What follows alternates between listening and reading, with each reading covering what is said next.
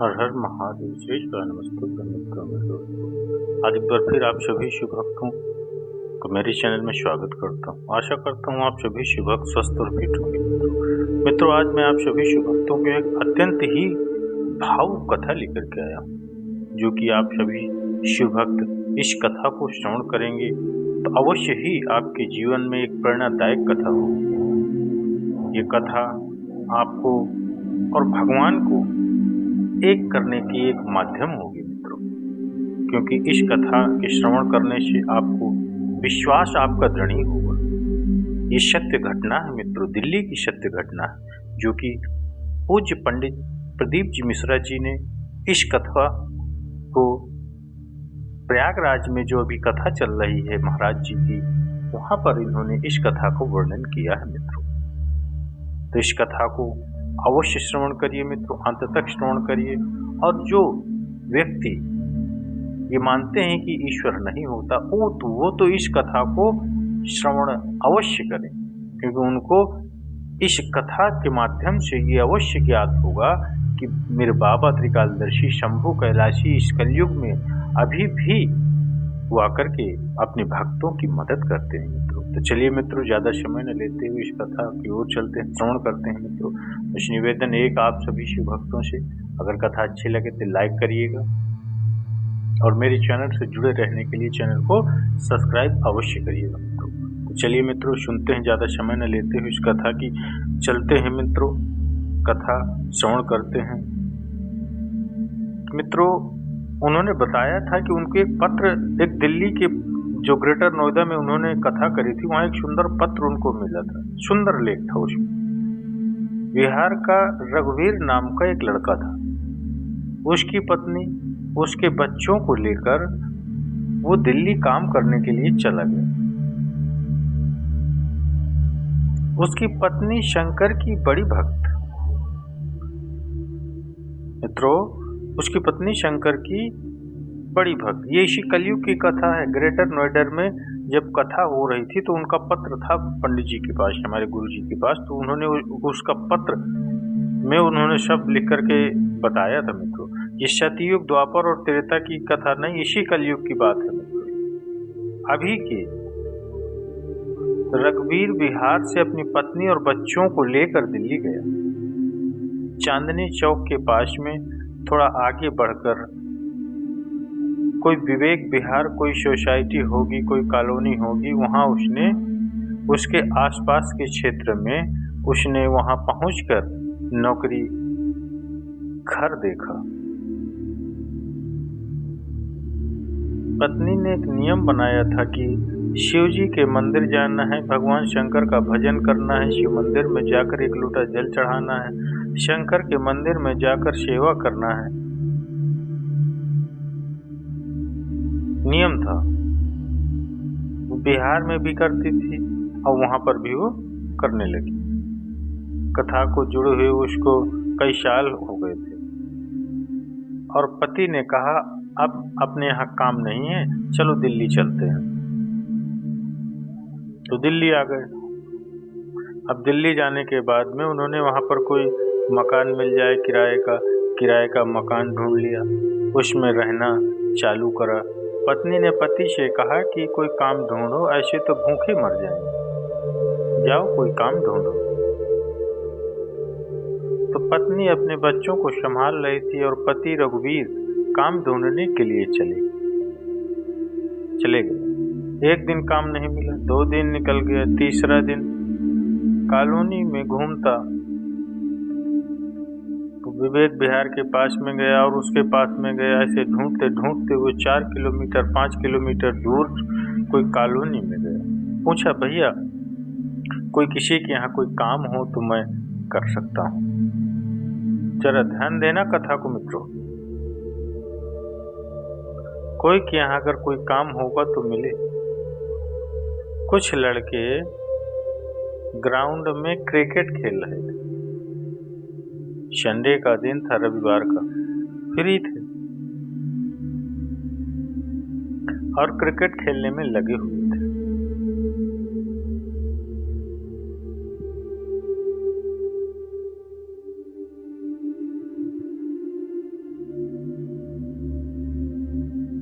ये बैठा था, इसके पास में गेंद गई तो इसने गेंद उठाकर उनको दी और उनसे कहा, भैया मुझे कोई काम बता दो, मुझे काम करना है, कोई नौकरी वोकरी मिल जाए तो मेरे बच्चों का, मेरा परिवार का गुजारा हो जाए, किराए के मकान में रहता हूँ।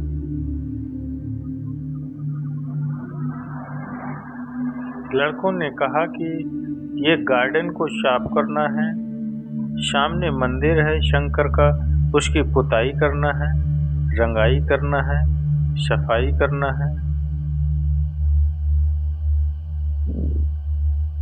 ठीक है, तुम जितनी मेहनत करोगे उसके हिसाब से तुम्हें तनख्वाह दे दी जाएगी। अब लड़कों ने तो हंसी उड़ाते हुए उसको काम पर लगा दिया। उसने गार्डन साफ करा, मंदिर साफ करने में टाइम लग गया, बहुत बड़ा मंदिर था शंकर जी का। करते करते करते करते करते तुम्हें कहीं नहीं जाना है, बस यही सफाई करना है और यहीं रहना है। 1 महीना पूरा की पूरा काम करते करते निकल गया। अब वो उन लड़कों को ढूंढ रहा है जिन्होंने उसे काम पर लगाया था कि भैया मेरे बच्चे भूखे हैं, मकान का किराया देना है, बिजली का बिल जमा करना है और मेरे पास में पैसा नहीं।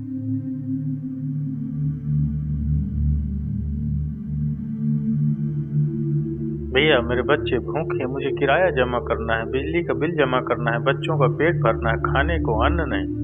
1 महीना तो मैं अपने गांव से जो लेकर के आया था वो चला लिया, अब मेरे पास कोई पैसा नहीं। वो लड़के ना जाने कहाँ चले गए। रोज उनका इंतजार करता, काम करता, पुताई करता, रंगाई करता। क्यों? क्योंकि उन लड़कों से उनके घर की स्त्रियों ने कहा था, ये मंदिर हमने बनवाया है, शिवरात्रि आ रही है, इसका सफाई पुताई के लिए कोई ढूंढो और उसे कराओ। लड़कों ने वही पैसा लेकर अपना एंजॉय कर लिया और काम पर इसको लगा दिया, पैसा खर्च कर लिया। और पैसा इसको नहीं दिया, वो कर रहा है, काम कर रहा है, अपना परिश्रम पूरा कर रहा है, अपना कर्म पूरा कर रहा है, अपनी मेहनत पूरी कर रहा है। अपना परिश्रम पूरा करा, अपना कर्म पूरा करा, पूरी मेहनत करी। करते करते करते कर्म करते करते करते 4-5 दिन निकले। 4-5 दिन निकलने के बाद फिर 4-5 दिन के बाद में पुनः फिर वापिस 4-5 दिन निकलकर 4-5 निकलने के बाद में फिर वापिस पुनः एक लड़का उसको नजर आया। एक लड़का दिखा। उन क्रिकेट खेलने वालों में से एक लड़का उसे नजर आया। एक लड़का उसे दिखा। उसने उसको हाथ जोड़कर प्रार्थना करी, भैया तुम कह रहे थे कि सेठ जी तनख्वाह देंगे, सेठ जी कुछ देंगे और जिससे ये मेरे घर का गुजारा हो जाए। सेठ जी तनख्वाह देंगे जिससे ये तुमको मिल जाएगा, पर वो सेठ जी तो मुझे कहीं मिले नहीं अभी।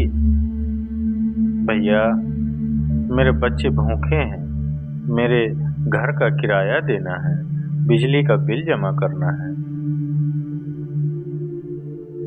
अब बताओ मैं ये बिजली का बिल, घर का किराया, ये बच्चों का भोजन, ये कहाँ से लाऊंगा? कहाँ से लाऊंगा मैं? क्या करूं? उस लड़के ने देखा कि अभी मंदिर में बहुत सारा काम रह गया है, शिवरात्रि आएगी। जो पैसा महिलाओं ने इकट्ठा कर कर दिया था वो तो हमने लगा दिया होटल में, एंजॉय में, खेलने में, खाने में, कूदने में। अब काम यही करेगा। उसने कहा सेठ जी आएंगे जब तुमको दे देंगे, तुम करो, तुम काम करो, लगो। उस व्यक्ति ने फिर काम चालू कर दिया। उसने कहा कि तुम काम करो, तो उस व्यक्ति ने फिर काम चालू कर दिया।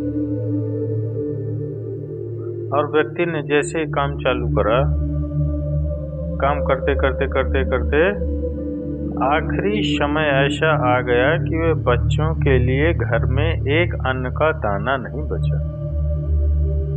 मकान मालिक आकर दरवाजा ठोंकने लगा, चलो खाली करो, ना जाने कहाँ कहाँ से आ जाते हो। आए थे दिल्ली में काम करने के लिए, चलो निकलो बाहर, चलो निकलो बाहर। धक्का देने लगा मकान मालिक। वो रघुवीर आज फिर मंदिर में पुताई कर रहा है और पुताई करते करते वो रंग की जो बाल्टी, जो कलर की बाल्टी थी, वो कलर की बाल्टी ऊपर से नीचे गिरी और उस रंग की बाल्टी का थोड़ा सा कोई पीला रंग बाबा के शिवलिंग पर जाकर गिरा, बाबा की शिवलिंग पर गिर गया।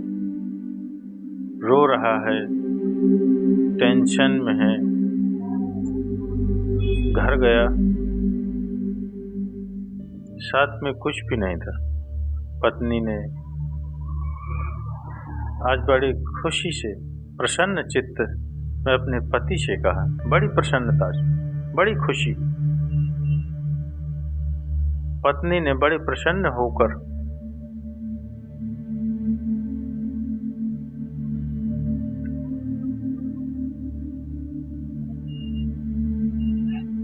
बड़े प्रसन्न चित्त में, खुशी में और बड़ी प्रसन्नता के साथ पत्नी ने अपने पति से कहा कि तुम्हारे सेठ जी बड़े अच्छे। पत्नी बड़ी प्रसन्न होकर बोली, तुम्हारे सेठ जी इतने अच्छे हैं कि मैं क्या वर्णन करूं उनका। पति ने पूछा, क्यों? पता पूछते सेठ जी अपने किराए के मकान में आए। इतना सारा 4 व्हीलर गाड़ी में सामान भरकर लाए। आवाज लगाकर कहते हैं, बहुरानी बच्चों को भेजो, सामान उठवा। आटे की बोरी, चावल की बोरी, दाल की बोरी, सारा की सारी भाजी तरकारी सब इतनी क्वालिटी के लाए, सब देकर चले गए। मकान मालिक को 1 साल का किराया देकर चले गए, बिजली का बिल जमा कर चले गए और कह रहे थे वो रघुवीर को मत बोलना, उसको अपना काम करने दो। पति की आंख में जल भर गया कि क्या मेरे सेठ जी इतने अच्छे और आज तक मुझे मिले क्यों नहीं, वो सेठ जी मुझे मिले क्यों नहीं। और घर पहुंच गए, वो मिलते नहीं और घर पहुंच गए। आज फिर मंदिर में सेवा कर रहा था।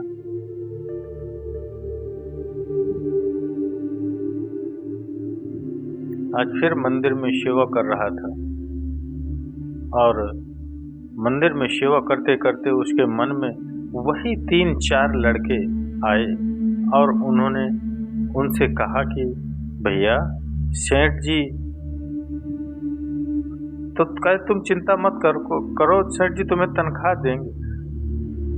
उसने कहा कि तनख्वाह तो मुझको दे दी, मेरे घर का गुजारा भी कर दिया, बस अब तो मुझे सेठ जी के चरण पकड़कर उनको धन्यवाद देना है कि मेरे को 1 महीने की तनख्वाह देने वाले ने 1 साल की तनख्वाह कैसे दे दी, ये समझना है, ये समझ नहीं आ रहा। बस उनके चरण पकड़, मुझे 1 महीने की तनख्वाह देने वाला 1 साल की तनख्वाह कैसे दे देते हैं, वो मुझे समझना। क्रिकेट खेलने वाले लड़कों को आश्चर्य हुआ कि न जाने कौन सा सेठ इसको मिल गया। बाद में मालूम पड़ा कि वो सेठ कोई दूसरा नहीं था, वो मेरा विश्वनाथ, काशी में रहने वाला मेरा शंकर, वो विश्वनाथ।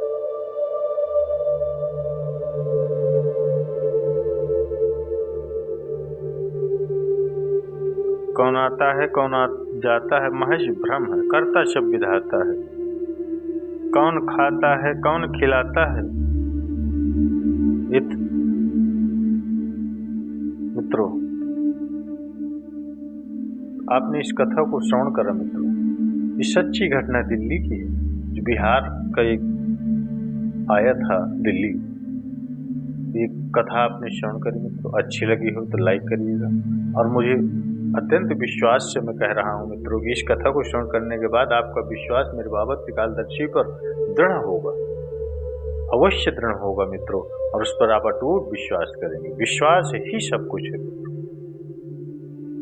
चलिए मित्रों, अगर कथा अच्छी लगे तो एक लाइक और कमेंट्स में हर हर महादेव अवश्य लिखिए मित्रों।